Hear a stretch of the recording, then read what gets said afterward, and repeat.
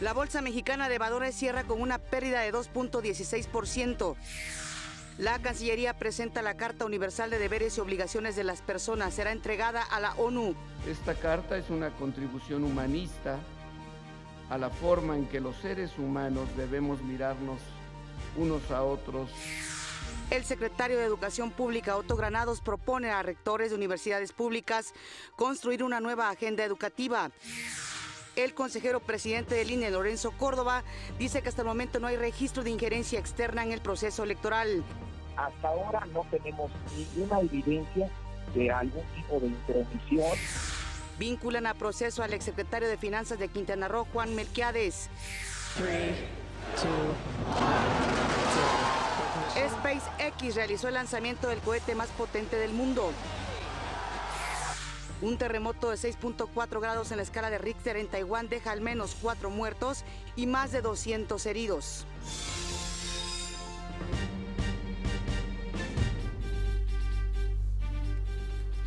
Hola, ¿qué tal? Muy buenos días. Siempre es un gusto que nos acompañen en una edición más de México al Día. En este momento la temperatura 9 grados centígrados en la capital del país. Desde aquí, como siempre, un saludo muy afectuoso también a quienes nos están viendo en el interior de la República Mexicana. Saludo con gusto, como cada mañana, a mi compañero Omar Cepeda. Omar. Muy buenos días, Pati. Es un placer saludarte. Mitad de semana, así que pues acompáñenos, estamos listos, son las 6:31, miércoles 7 de febrero del 2018. Saludo también con mucho gusto a Griselda Yebra, quien se encuentra en la lengua mexicana, en la lengua de señas mexicana y nos permite comunicarnos como cada mañana con ustedes. Acompáñenos, este es su informativo, le tenemos la noticia al día. En un hecho histórico, despegó desde Cabo Cañaveral, en Florida, el cohete Falcon Heavy de la empresa SpaceX. En su primer vuelo de prueba, este cohete, considerado el más potente de la actualidad y el cuarto en la historia, va a orbitar cerca de Marte sin tripulantes y solo lleva a bordo un auto deportivo Tesla, dentro del cual se encuentra un maniquí. 10, 9, 8, Side booster ignition. 6, 5, 4, 3, 2, 1, 0. Ignition. Falcon Heavy.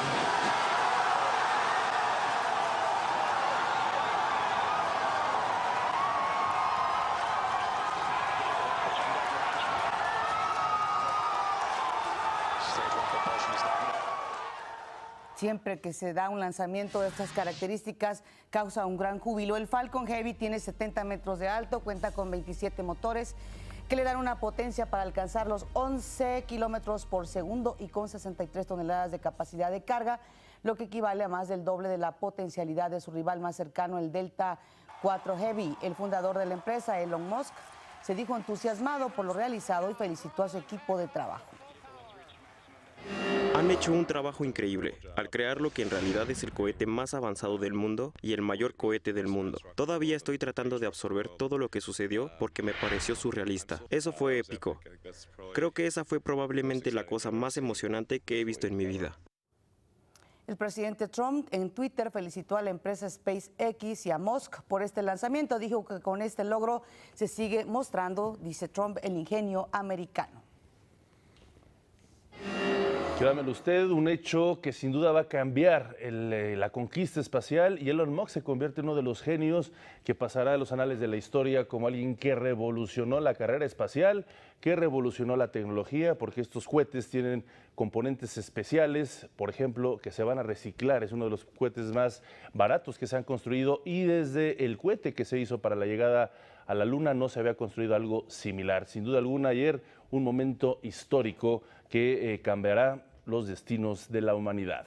Vámonos a otros temas. Luego del llamado lunes negro en los mercados de Estados Unidos, la Bolsa Mexicana de Valores terminó operaciones con una baja de 2.16%. Y es que, como le informamos ayer, los principales indicadores financieros en Wall Street sufrieron pérdidas históricas, y esto causó un efecto dominó en todo el mundo. El índice de precios y cotizaciones se ubicó en 49.304.94 unidades, con un descenso de 1.090.89 puntos. Pese a la caída de Wall Street del lunes, ayer acabó con avances y remontó parcialmente las pérdidas. El Dow Jones se disparó hasta 24.912 unidades y tuvo una ganancia del 2.33%. El Nasdaq, en el que cotizan los principales grupos tecnológicos, subió más de 148 puntos. Los mercados de Europa y Asia también registraron respuestas positivas. En este momento el Nikkei de Tokio tuvo una ganancia de 0.16%. El IBEX de Madrid alcanzó 1.44%, así como el DAX de Alemania también tuvo un repunte. Hubo un descanso en las bolsas de valores del mundo tras la caída importante e histórica de lo que se vivió en Wall Street el lunes. Así es, vamos a esperar cómo comienzan a evolucionar las bolsas en América Latina, por supuesto en México, esperando que también tengan saldos positivos. El secretario de Educación Pública, Otto Granados Roldán, propuso a rectores de universidades públicas construir una nueva agenda de educación superior adecuada para el siglo XXI. Durante un encuentro con presidentes del Consejo Nacional y de los regionales de la Asociación Nacional de Universidades e Instituciones de Educación Superior, pidió realizar un diagnóstico integral sobre el estatus de las universidades públicas del país. También informó que se avanza en la modernización de los procesos para la entrega de cédulas profesionales con el objetivo de modernizar la plataforma tecnológica hasta llegar a su plena digitalización. El Instituto Nacional para la Educación de los Adultos y la institución financiera Compartamos Banco firmaron un convenio de colaboración para abatir el rezago educativo en mujeres de zonas rurales. Con este convenio, la institución financiera va a invertir 6.7 millones de pesos para materiales de apoyo e infraestructura, así como ayuda económica a 5,000 mujeres que deseen concluir la primaria, secundaria o el bachillerato. Se traduce en mejores figuras solidarias. Muchos de estos proyectos tienen que ver con equipo y con formación, por ejemplo TransCanada, que es formación de nuestros maestros, de nuestras figuras, en apoyo a nuestros educandos, como lo que hace Gentera, de darle un estímulo de 1,000 pesos a cada mujer que concluye un nivel del rezago educativo con ellos, en mejores instalaciones y tecnología. En la Secretaría de Relaciones Exteriores fue presentada la Carta Universal de Deberes y Obligaciones de las Personas, creada por académicos, intelectuales y la sociedad civil mexicana. Se trata de un documento que invita a realizar acciones personales y colectivas para transformar a la sociedad en una más responsable, solidaria y segura. Abarca desde temas de no discriminación, respeto a la vida, libertad ideológica, religiosa y de expresión. Esta carta fue llevada a la Cancillería mexicana para buscar que sea promovida ante la Organización de las Naciones Unidas. Esta carta es una contribución humanista a la forma en que los seres humanos debemos mirarnos unos a otros en el mundo del siglo XXI. Se trata de una carta cívica mundial para todas las personas. Con esta iniciativa buscamos cultivar y proteger los valores que nos permiten ser más libres y responsables en nuestras sociedades contemporáneas. Porque para ejercer a cabalidad nuestros derechos humanos, no es suficiente el darlos por sentados y adquiridos. Se hace necesaria la participación colectiva. La PGR obtuvo la vinculación a proceso del exsecretario de Finanzas de Quintana Roo, Juan Melquiades, detenido el viernes por presunto lavado de dinero. Se logró acreditar que Melquiades Vergara recibió en 2 de sus cuentas bancarias durante 2015 poco más de 50.600.000 pesos. Sin embargo, debido a que el nuevo sistema de justicia penal considera el lavado de dinero como delito no grave, Melquiades va a enfrentar su proceso en libertad. Vamos en este momento a hacer una pausa. Le recuerdo que usted ve México al Día.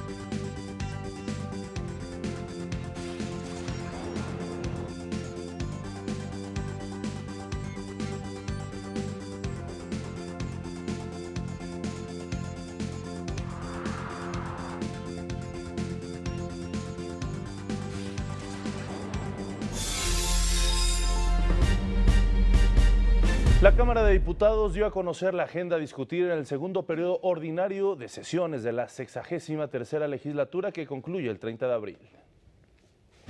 Los nombramientos del fiscal general de la Nación, de los funcionarios que deben integrar el Sistema Nacional Anticorrupción, del Auditor Superior de la Federación y de 18 ministros del Tribunal Superior de Justicia Administrativa, entre otros, son los pendientes en el último periodo ordinario de sesiones de la 63ª legislatura en la Cámara de Diputados. Además, cada grupo parlamentario tiene en sus agendas legislativas diversos temas. Por ejemplo, el PRI y Partido Verde tienen entre sus pendientes modificar la actual figura de extinción de dominio, reformas al Código Penal Federal y a la Ley General de Responsabilidades Administrativas, asimismo, reformas a la Ley Orgánica de la Administración Pública Federal y a la Ley del Congreso General para que los servidores públicos de nivel superior y legisladores federales certifiquen su evolución patrimonial hasta 5 años previos a ocupar el cargo. La agenda de Morena y Encuentro Social tiene una variada gama de tópicos. Proponen una ley para atender la reconstrucción y la emergencia nacional ocasionada por los sismos de septiembre y otra de austeridad republicana, entre otras. La del PAN, PRD y Movimiento Ciudadano, agrupados en coalición legislativa por México al frente, tienen como prioridad reformar el artículo 102 de la Constitución para ampliar el marco de autonomía de la Fiscalía General y de las Fiscalías Especiales. Además, una reforma urgente del sistema de coordinación fiscal y reducir el IEPS para que baje el precio de la gasolina, entre otras. Así, el periodo ordinario de sesiones que inició el jueves 1 de febrero y concluye el 30 de abril tendrá alrededor de 24 sesiones y, a decir de expertos, las posibilidades de acuerdo se verán limitadas por la contienda política y por el abandono de algunos diputados que buscan otro cargo público. Para México al Día, Gilberto Rodríguez Monroy.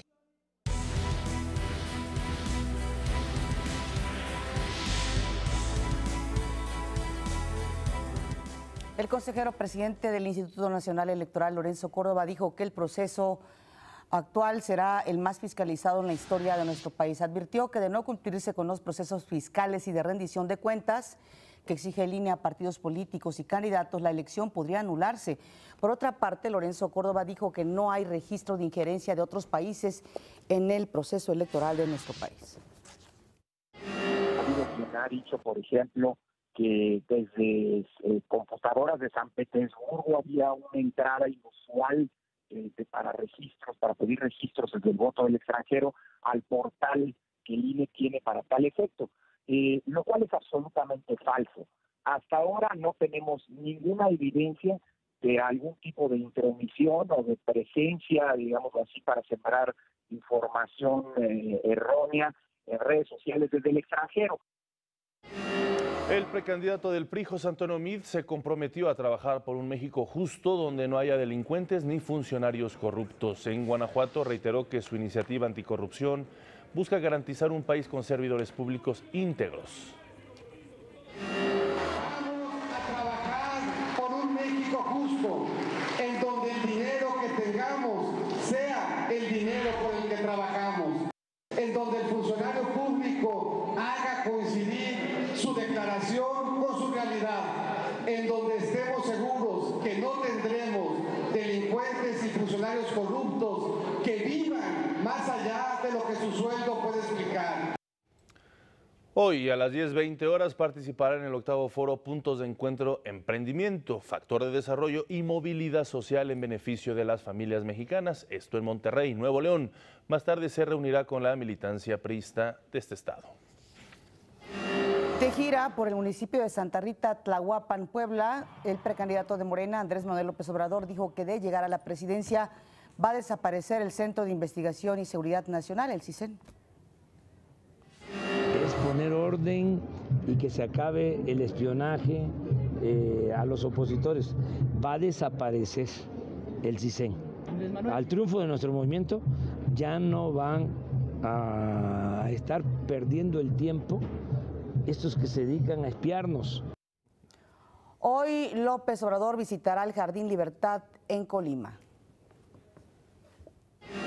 Ricardo Anaya, precandidato de la coalición por México al Frente, envió un mensaje a través de sus redes sociales al presidente de Estados Unidos, Donald Trump. En el video, Anaya expresa su solidaridad con los Dreamers y le dice a Trump que el muro fronterizo no es una moneda de cambio para transacciones políticas. Do the right thing. Don't use immigrants as political pawns. Help them now, and they will make you proud. Dreamers, you are not alone. Hoy sostendrá encuentros con simpatizantes en San Juan de los Lagos y Lagos de Moreno, en el estado de Jalisco. Así las actividades, los precandidatos independientes a la presidencia. Jaime Rodríguez Calderón informó que en breve se va a reunir con Armando Ríos Peter para hablar sobre su propuesta de una candidatura independiente única. Sin embargo, adelantó que él no va a declinar por Margarita Zavala. En Cancún, Armando Ríos Peter continuó con la recolección de firmas. Margarita Zavala ya alcanzó el 1% del padrón electoral de Zacatecas, con lo que suma 16 estados de los 17 que pide el INE. Y Pedro Ferriz de Con y María de Jesús Patricio no tuvieron eventos públicos. La precandidata de la coalición por la Ciudad de México al Frente, Alejandra Barrales, se reunió con empresarios de la capital del país. Aseguró que para el desarrollo de la entidad se necesita fortalecer la seguridad y aplicar la ley a todos por igual. El tema es muy concreto. No necesitamos sino aplicar de manera implacable la ley. Necesitamos recuperar el Estado de Derecho. No hay fórmulas mágicas. Es claro que se trata de la aplicación irrestricta de la ley, sin distinción, sin dedicatorias.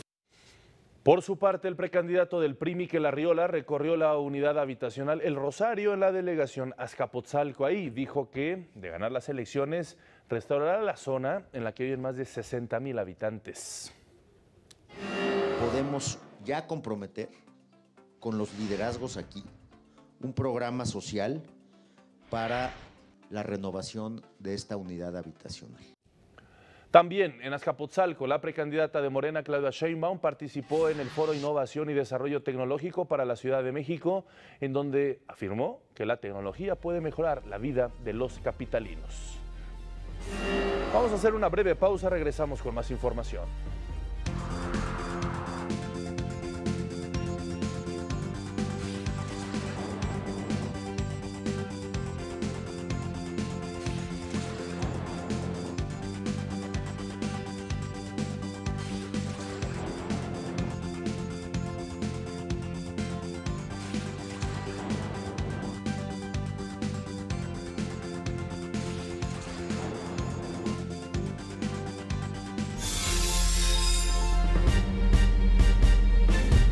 El presidente de la Cámara de Diputados, Edgar Romo, hizo un llamado a las autoridades electorales de los 3 niveles de gobierno, a los gobiernos estatales y a los municipales para cerrar filas y garantizar la paz y la seguridad en este proceso electoral. Tener una coordinación más efectiva y poder garantizar procesos electorales seguros y de manera pacífica. Creo que tienen la capacidad para hacerlo, están la infraestructura y la capacidad y el talento humano en las autoridades electorales y en las autoridades de los diversos niveles de gobierno para poder lograr este objetivo.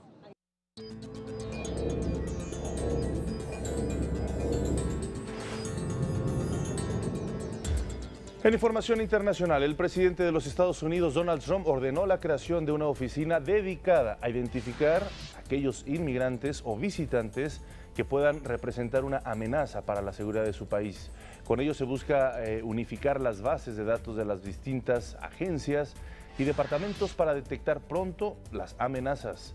Así lo informó la portavoz de la Casa Blanca. El Centro Nacional de Escrutinio tendrá su sede en el Departamento de Seguridad Nacional. El año pasado el número de inmigrantes que murieron al cruzar la frontera con Estados Unidos aumentó respecto al año anterior, al 2016. Esto informó la Organización Internacional para las Migraciones. Se registró un total de 412 muertes frente a las 398 del 2016. Esto a pesar de que el número de personas que intentó el cruce fue menor. La organización anunció que estas cifras podrían subestimar el número real de muertes ya que los cuerpos policíacos solo dan cuenta de aquellos en los que intervienen. La Cámara de Representantes de los Estados Unidos aprobó otra ley de financiamiento temporal para evitar el cierre del gobierno federal.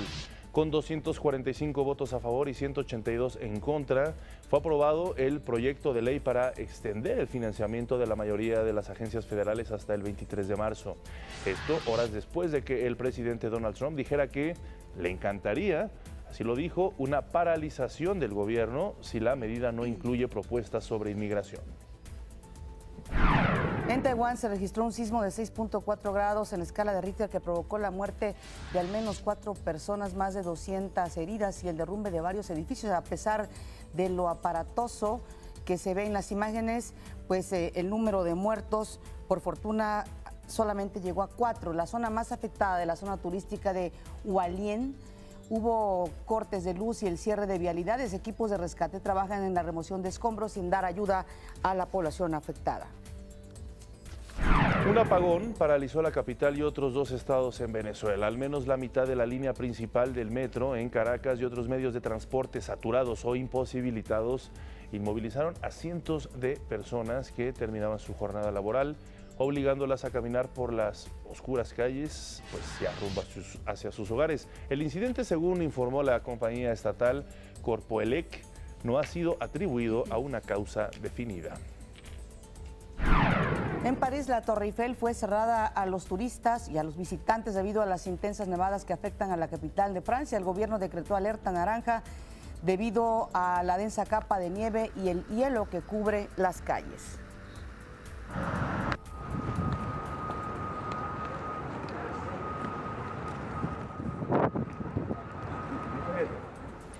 Los trenes recibieron órdenes de reducir la velocidad, por lo que se generaron demoras. Las autoridades también pidieron a los automovilistas que limiten sus desplazamientos. Espera que hoy la temperatura alcance los 10 grados bajo cero en París.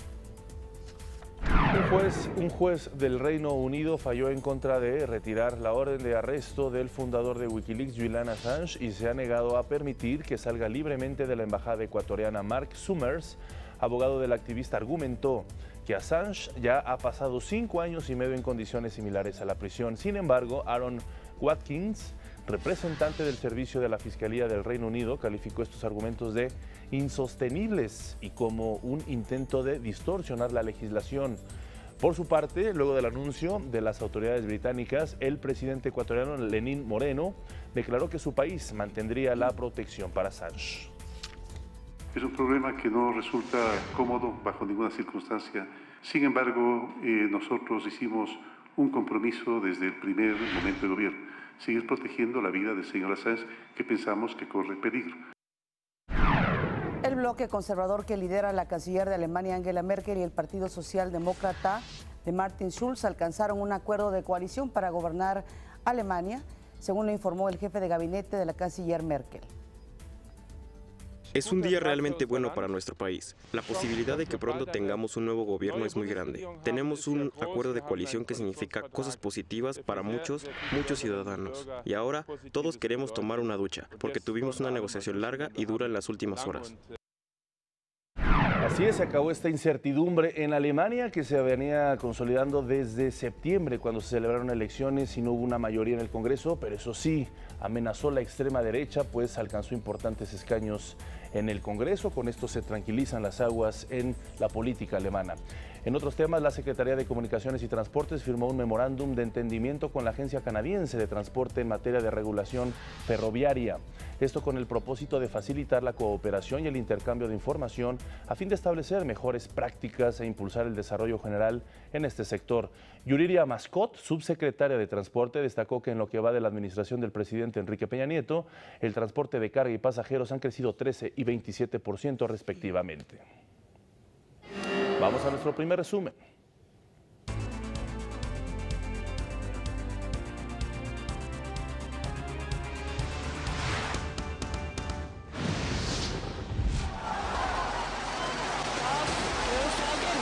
La empresa SpaceX realizó el lanzamiento del cohete más potente del mundo. La Bolsa Mexicana de Valores cerró a la baja debido al lunes negro. Wall Street y los mercados de Europa y Asia comienzan a repuntar. El secretario de Educación Pública, Otto Granados Roldán, propuso a rectores de universidades públicas construir una nueva agenda educativa. El precandidato del PRI, José Antonio Meade, se comprometió a trabajar por un México justo, donde no haya delincuentes. Andrés Manuel López Obrador, precandidato de Morena, indicó que de llegar a la presidencia desaparecerá el Centro de Investigación y Seguridad Nacional. El precandidato de la coalición por México al frente, Ricardo Anaya, expresó su solidaridad con los Dreamers. En noticias internacionales, el presidente Donald Trump ordenó la creación de una oficina dedicada a identificar a aquellos inmigrantes que representen una amenaza. Más adelante, escritores en lenguas indígenas rescatan historias de sus comunidades. Y en los deportes, el delantero mexicano Enrique Esqueda es el nuevo jugador del Arnaudinia de Polonia.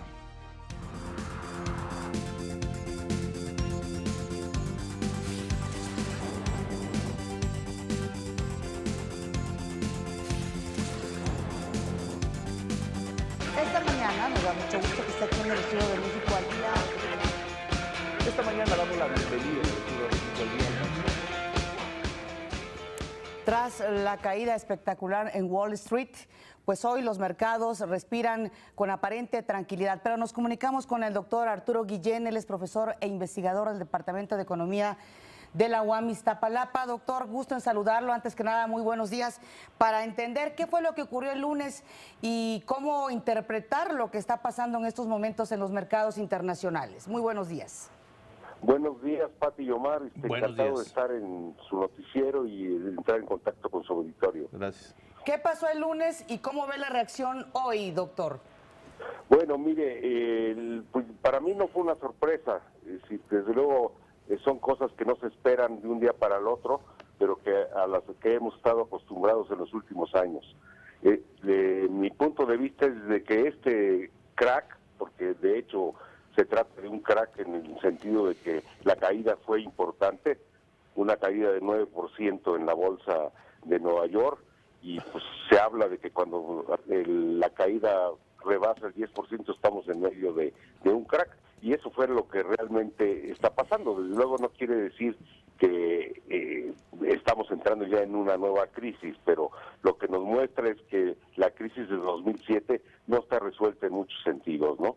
Y que estos problemas pues vienen a revelar que aunque hay una recuperación de la producción en muchos países del mundo, muchos países capitalistas, en Estados Unidos y sobre todo en Europa, estamos lejos, digamos, de que los problemas económicos estén resueltos. ¿Cuáles son, muy buenos días, doctor, cuáles son los aspectos que se deben de considerar, por ejemplo, en la caída de una bolsa? Porque es también un hecho que no se trata de la economía per se, es decir, el desarrollo económico en su Producto Interno Bruto, en su crecimiento, es una cosa. Las bolsas también se mueven con cierta independencia al respecto.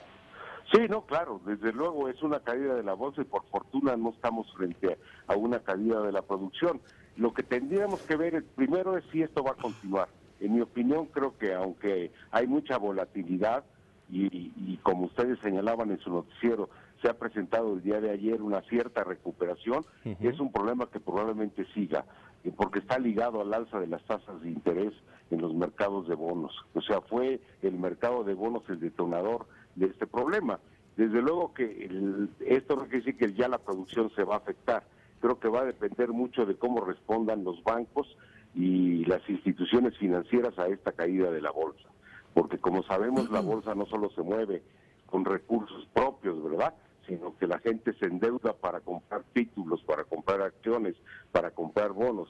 Y si esta caída es muy severa, pues puede afectar el pago de esa deuda, ¿no?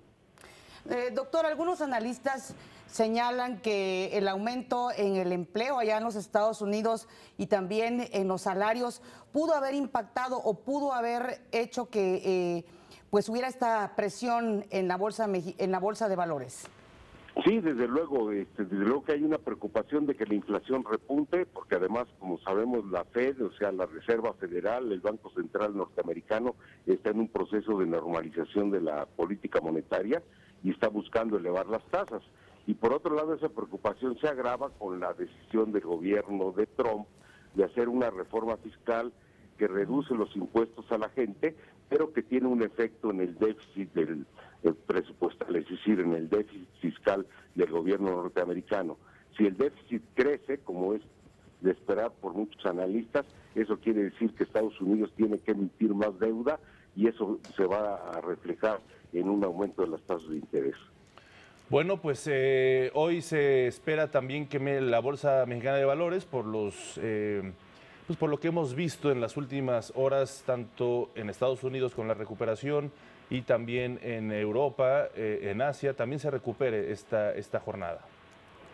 Pues esperemos que así sea, aunque ya los datos que nos están dando de Nueva York es de que probablemente abra a la baja la bolsa neoyorquina, ¿no? Y en el caso mexicano, pues nuestra preocupación debe estar en la deuda externa, porque si las tasas de interés suben, quiere decir que en el futuro, en los próximos años, tendremos problemas importantes en materia de servicio de la deuda.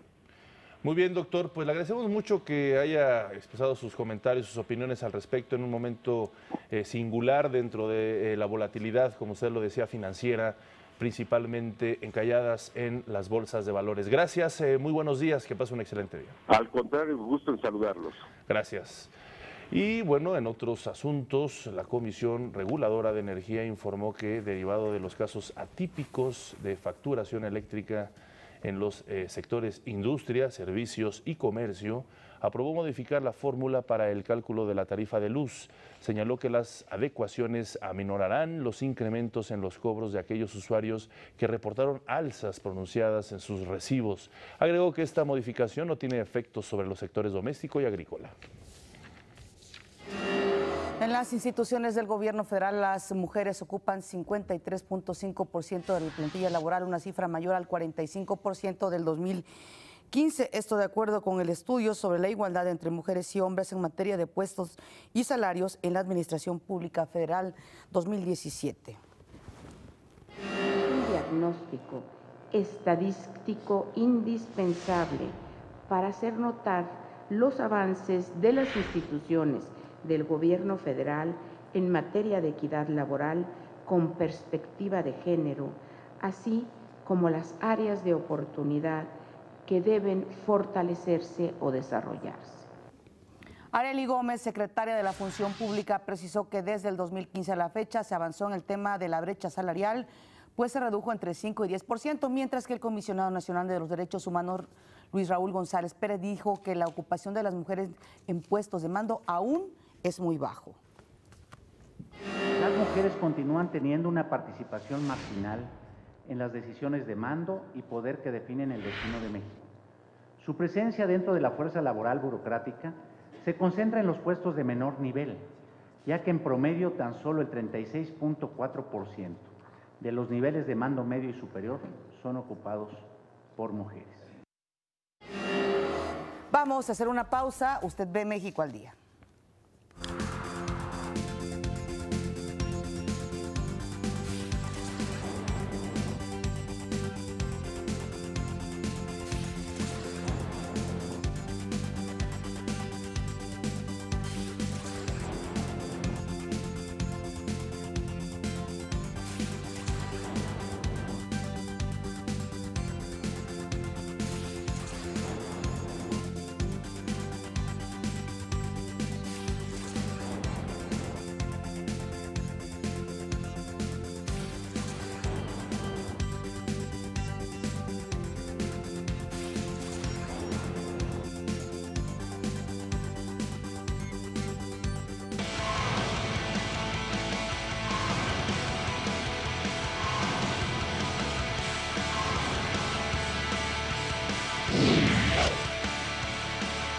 Y es miércoles de Emprendedores. Es un placer comunicarnos, es un gusto comunicarnos con Fernando Ignacio Arreola Gutiérrez. Él es director de Encalientes, con quien hablaremos de esta plataforma tecnológica donde por medio de una aplicación móvil se levantan pedidos de comida de restaurantes, los que son llevados hasta su domicilio. Muy buenos días, es un placer saludarte.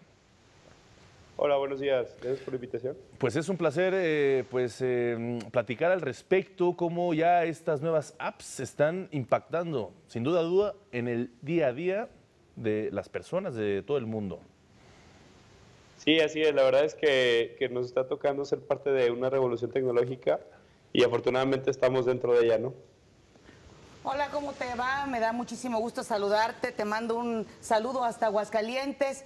Y pues hay quienes dicen, hola, hay quienes dicen que hay que ver qué le falta a la población para tener la posibilidad de poder crear. Fue el caso de ustedes, ¿no? Sí, realmente nosotros nos ha pasado algo muy chistoso. Nosotros originalmente la plataforma, la idea original era algo muy diferente. Y pues realmente nos tocó descubrir que a la hora de poner las cosas en marcha va cambiando mucho, ¿no? Te das cuenta del problema real, a lo mejor en uno como cliente tiene una idea, pero al momento de que empieces a explorar, de que empieces realmente a poner manos a la obra, te das cuenta de que las cosas van cambiando mucho, ¿no? De cómo era la idea original hace casi 4 años, porque mucha gente de repente nos ve y dice, ustedes son como X o Y plataforma, nada más la copiaron, ¿no? Y realmente no, a nosotros nos ha tocado desde el principio, desde hace ya mucho tiempo, cuando no había estas plataformas ni siquiera en Estados Unidos, solo había algunas muy pequeñas, por así decirlo, en el lado este de Estados Unidos. En México realmente no había prácticamente ninguna plataforma como la nuestra, y nos tocó empezar desde ese entonces. Digo, obviamente ha sido un poco más lento que tal vez otras empresas que tienen más recursos, o también pues lo hemos combinado con otros trabajos. Ya ahorita en este momento ya estamos dedicados al 100%, pero antes era algo que combinábamos con otro trabajo, etcétera. Entonces también por eso nos ha tomado tanto tiempo, pero en este momento estamos ya como buscando llegar a todo el mercado mexicano, ¿no? Fernando, muchos jóvenes nos están viendo igual que tú, jóvenes igual que tú, que tienen estas inquietudes de cómo desarrollar aplicaciones, cómo emprender con este tipo de herramientas tecnológicas. ¿Qué recomendaciones les das tú? Decías, hace 5 años se creó la idea original, seguramente ha habido evoluciones. ¿Qué le recomiendas? Mira, pues realmente lo que yo diría es que no tengan miedo, porque, por ejemplo, en mi caso personal, pues hemos tenido que dejar trabajos muy bien pagados, hemos tenido que sacrificar salidas, hemos tenido que quedarnos a programar, etcétera, ¿no? Entonces yo creo que es no perder el miedo. Realmente cuando empezamos a pensar sobre emprender, pues le damos muchas vueltas, ¿no? Y decimos, no, ¿sabes qué? Mejor voy y busco un trabajo y me quito de problemas. Entonces, la comunidad está creciendo mucho, afortunadamente, la comunidad de emprendedores. Entonces, hacerse valer de los recursos que hay allá afuera y empezar a hacer las cosas. O sea, simplemente a lo mejor buscar un espacio. Si dices, ¿sabes qué? Yo necesito tener mi trabajo, necesito tener mis actividades, y aparte quiero emprender, pues buscarse el espacio y empezar como te digo, como nosotros, a lo mejor de a poquito validar la idea, y de ahí ver, oye, ¿sabes qué? Si hay mercado, entonces ya empiezo a dedicarle más tiempo, a dedicarle más recursos, busco a lo mejor apoyo, busco alguna manera. O sea, siempre va a haber la manera, ¿no? Que es complicado, sí es muy complicado. Realmente estamos en un país que es difícil emprender. O sea, no voy a decir que sea lo más sencillo, claro, pero lo más importante es animarse, y la verdad es que las satisfacciones al final del día son mucho mayores. Ahora, Fernando, tú has dicho algo que puede ser clave para esto. ¿Emprender significa cambiar la mentalidad? Sí, la verdad es que nosotros, por ejemplo, nosotros estamos en el mercado de la comida, de los restaurantes.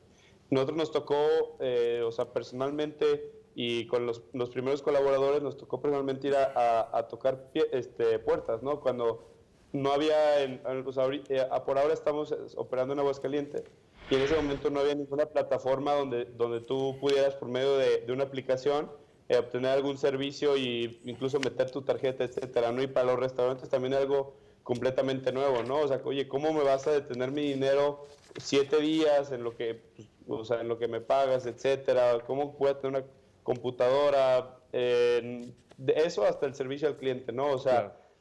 Por ejemplo, nosotros desde el principio, nuestra filosofía fue, nosotros vivíamos en Estados Unidos, trabajamos allá en Microsoft, entonces viviendo allá, hacíamos mucho benchmarking, hacíamos mucho estudio de mercado de lo que había en el momento allá, y veíamos que el servicio al cliente es impecable, ¿no? O sea, primero te resuelven antes de preguntar. Oye, ¿sabes qué? Es que no me llegó mi pedido, es que me llegó incompleto. No te preocupes, se te va a enviar lo que faltó. O sea, sin realmente investigar si a lo mejor no es cierto, ¿no? O sea, que a veces nos ha pasado invertir en esto. Entonces, a lo que iba era es que en este mercado restaurantero están acostumbrados a, oiga, señor, no me gustó la comida.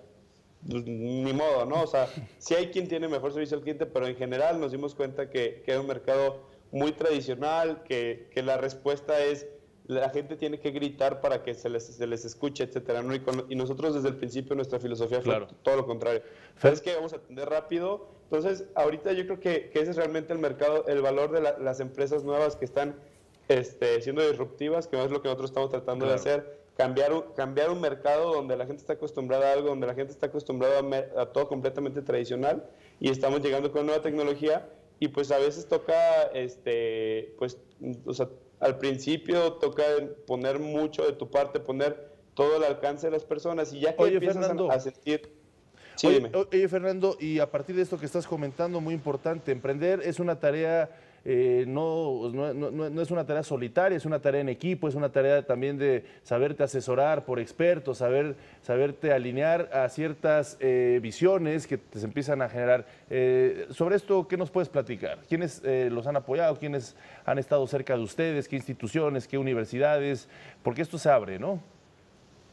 Sí, pues nosotros la mayoría del tiempo empezamos con nuestro equipo, que ha sido muy valioso, o sea, desde el principio. El equipo que hemos logrado formar creo que ha sido clave, que de alguna u otra manera hemos hecho una dinámica muy padre, donde todos están felices, donde todos están haciendo algo padre, y eso es muy importante.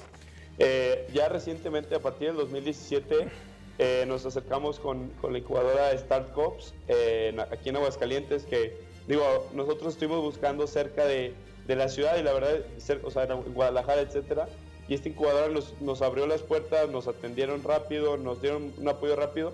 Y obviamente ellos, por medio del INADEM o con apoyo del INADEM, pues nos han ayudado de gran manera en la parte de preincubación, que ha sido desde pulir la imagen, pulir la parte legal, Fernando. Pulir la parte de negocios, etcétera, ¿no? Muy bien, Fernando, pues mucho éxito, un fuerte abrazo a todos los hidrocálidos, gracias por estar con nosotros y éxito. Hasta luego.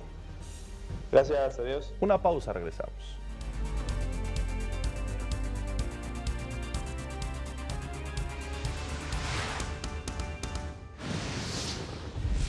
El INEA y la institución financiera Compartamos Banco firmaron un convenio para abatir el rezago educativo en mujeres en las zonas rurales. La Secretaría de Comunicaciones y Transportes firmó un memorándum de entendimiento con la Agencia Canadiense de Transporte en materia de regulación ferroviaria. El secretario del Trabajo, Roberto Campa Cifrián, aseguró que la meta para este año es llegar a los 4 millones de empleos.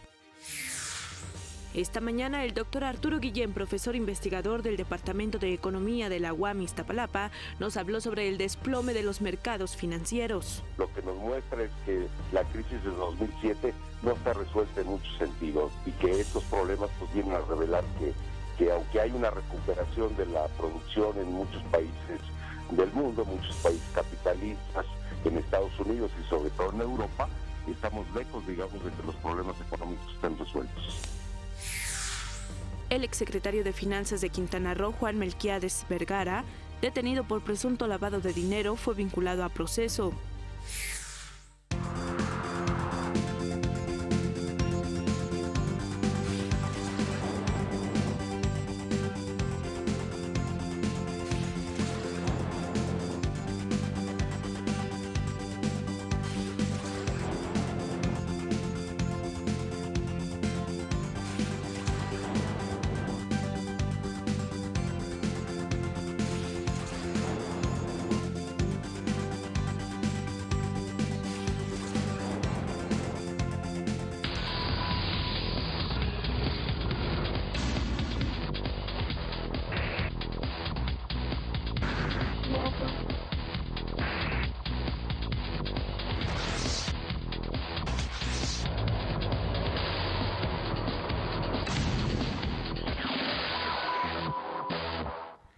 Muy buenos días, qué gusto me da saludarlos, sobre todo, por supuesto, a quienes nos acompañan a través de las señales de Ingenio y de Aprende TV de Televisión Educativa, del canal 22, a través de Facebook Live en Noticias México al Día y en Periscope y las publicaciones de Twitter en @mexaldía.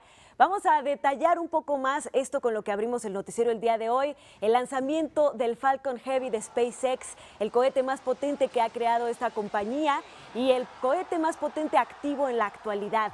Y bueno, es que estos boosters, 3 boosters que fueron utilizados. 2 de ellos, los que aterrizaron, ya habían sido utilizados para poner satélites en órbita, lo cual pues impacta por la reusabilidad que está imponiendo la compañía SpaceX. Como recordamos y vimos, pues estos aterrizaron e Elon Musk declaró que estaban perfectamente funcionales para volverse a usar.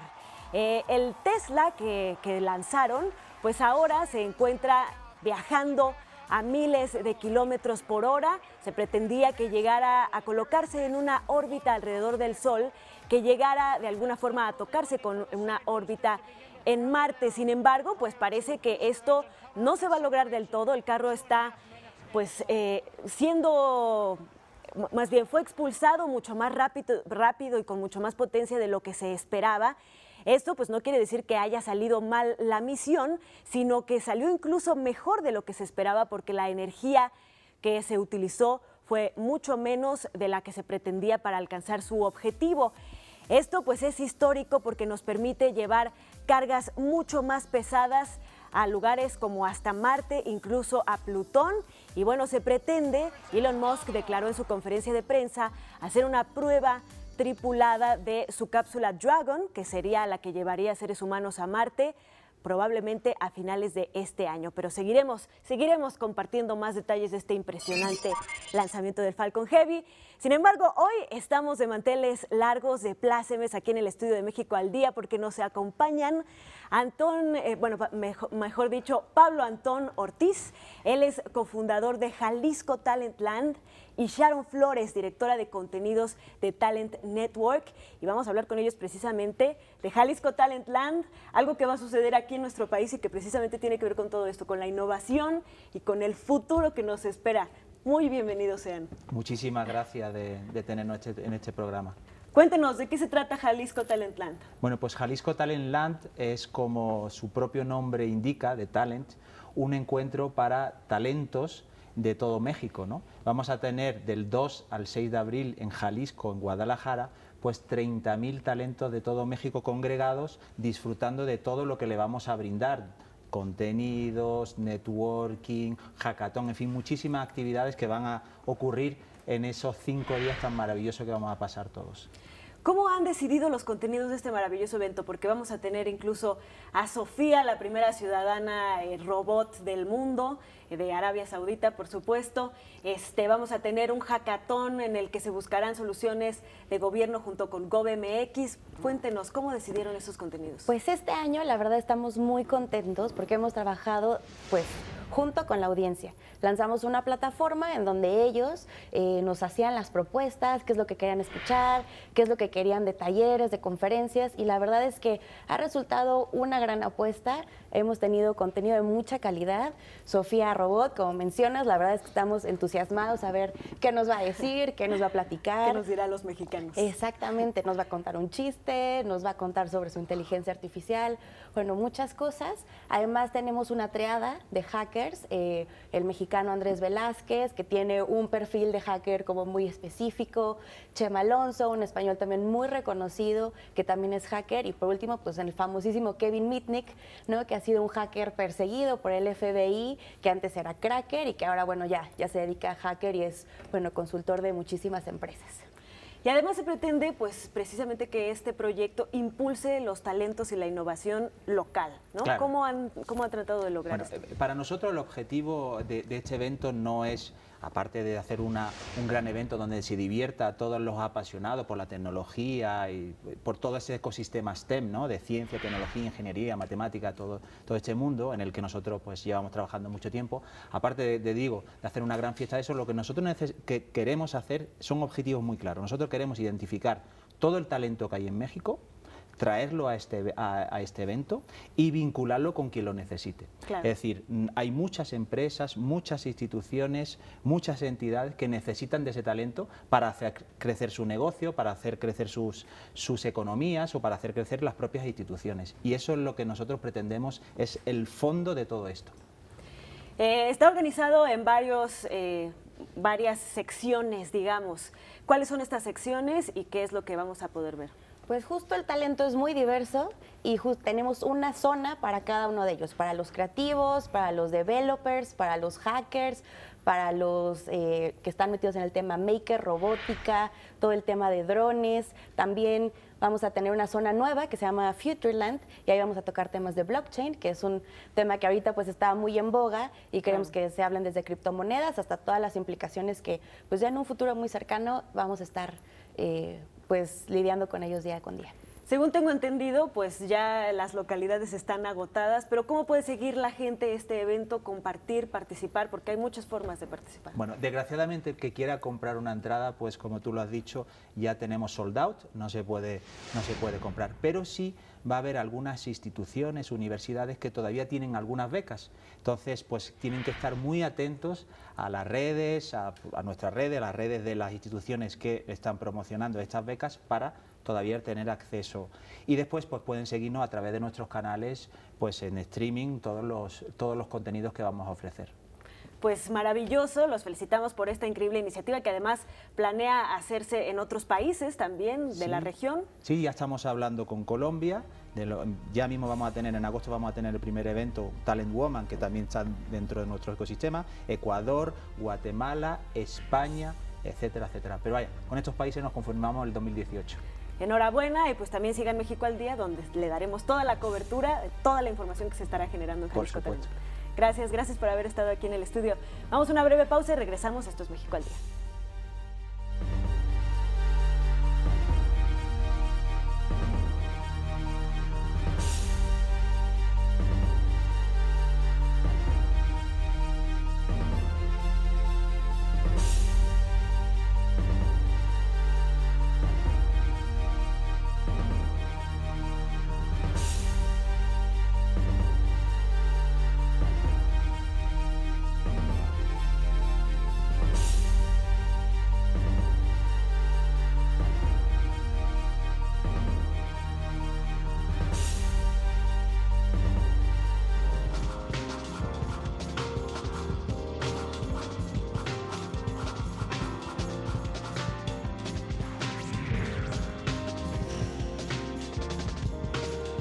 Escritores en lenguas indígenas rescatan historias de sus comunidades. Las voces de los pueblos originarios de Nayarit se escuchan en Cora, Huichol, Tepehuano y Náhuatl.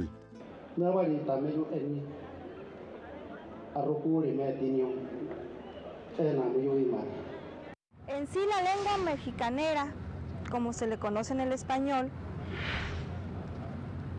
hay una minoría en el estado. La lengua mexica se habla en la comunidad de Santa Cruz de Acaponeta y parte de Durango. La lengua wixárika está sentada en 3 estados, Jalisco, Nayarit y Durango. La mayor parte de los hablantes están en Jalisco y le sigue Nayarit y luego Durango. La cultura Nayarit tiene alrededor de 23,000 hablantes, pero creo que en términos de cantidad pueden ser un poquito más. La lengua tiene 5 variaciones lingüísticas. Aunque el número de hablantes de las 4 principales lenguas originarias en Nayarit es distinto, estas comparten un desafío común, el de su supervivencia ante el avance del idioma español. Pues está en peligro de extinción porque los hablantes son muy pocos. Solo los maestros, en este caso de educación indígena, son los que estamos al frente tratando de revitalizar las lenguas. Hay una ley que se llama Ley General de Derechos Lingüísticos de los Pueblos Indígenas, que se creó que se aprobó en el 2003. Afortunadamente esta ley permite que los pueblos indígenas en México podamos ya ser reconocido a nivel nacional. Rescatar y revitalizar las lenguas indígenas es una labor que se realiza desde la academia y la escritura. La literatura es una vía para la transmisión de vocablos, tradiciones y la cultura de los pueblos. Pueden encontrar desde cuentos, leyendas, trabalenguas, poesía, en fin, una gran diversidad de voces, de literatura en lengua indígena. Inicialmente empezamos con un poemario en lengua náyeri y español, traducción al español, Después participo con la Universidad Autónoma de Nayarit, creamos un material que se llama Guamuate Nayari Ñucari. Aprende la lengua Nayari como segunda lengua. El Festival Letras en Tepic fue el marco donde los autores nayaritas compartieron sus historias inspiradas en la tradición oral de sus pueblos. Para México al Día, Rufino Enríquez González.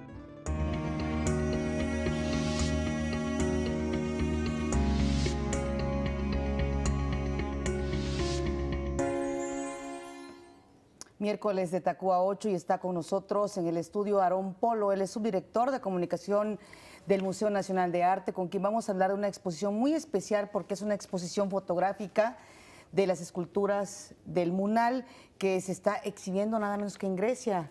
Muchas gracias, Aarón, por estar con nosotros y para que nos hables de este evento muy especial, ¿no? Muchas gracias por la invitación.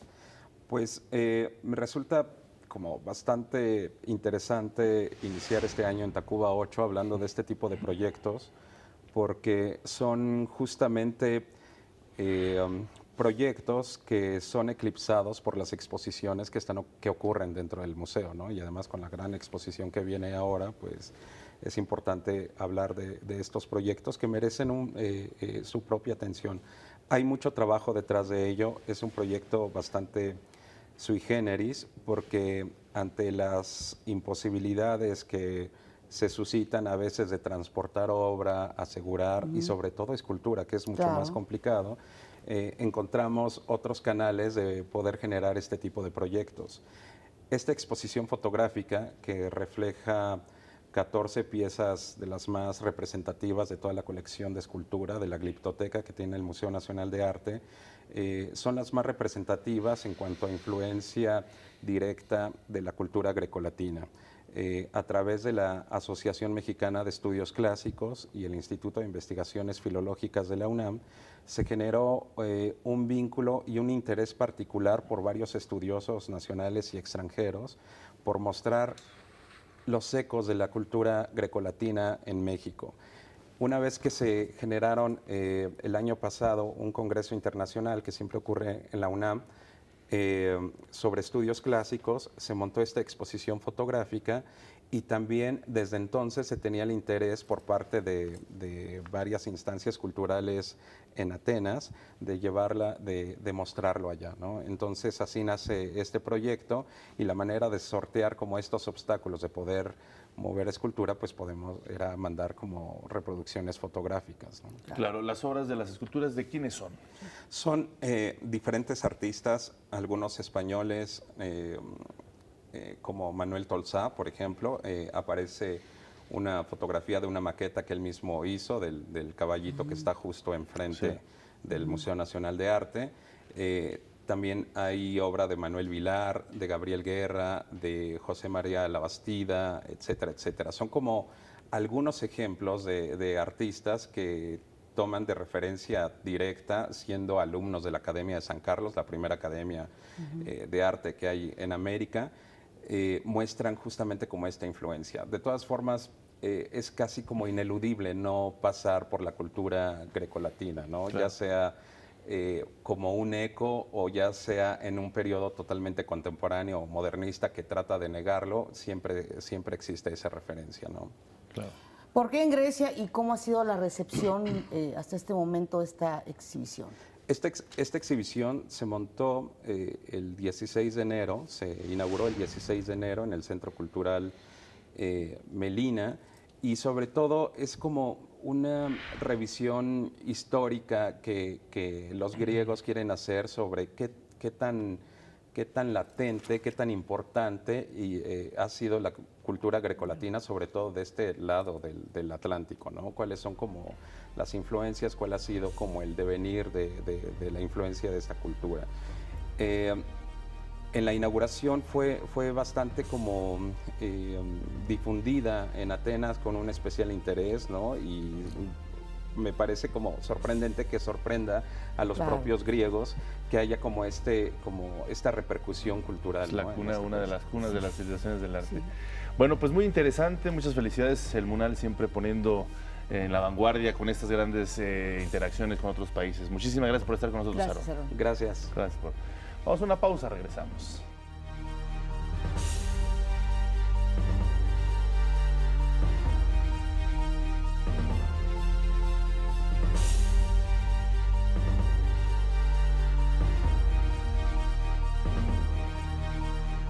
Vamos al resumen.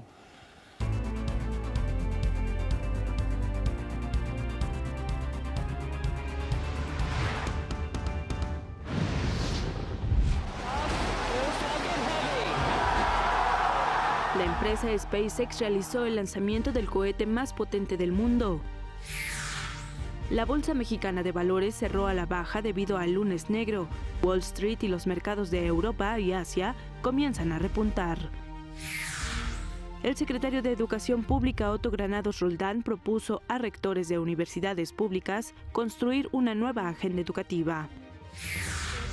Esta mañana, Pablo Antón Ortiz, cofundador de Jalisco Talent Land, nos habló sobre el encuentro para talentos con sede en Guadalajara. Nosotros queremos identificar todo el talento que hay en México, traerlo a este evento y vincularlo con quien lo necesite. En noticias internacionales, en París, la Torre Eiffel fue cerrada a los visitantes debido a las intensas nevadas que afectan a la capital francesa. En los deportes, el jugador de los Patriotas de Nueva Inglaterra, Rob Gronkowski, sufrió un robo en su domicilio mientras disputaba el Super Bowl. Pasen bonita mitad de semana, fue un placer informarles. Nos vemos mañana con más información 6:30.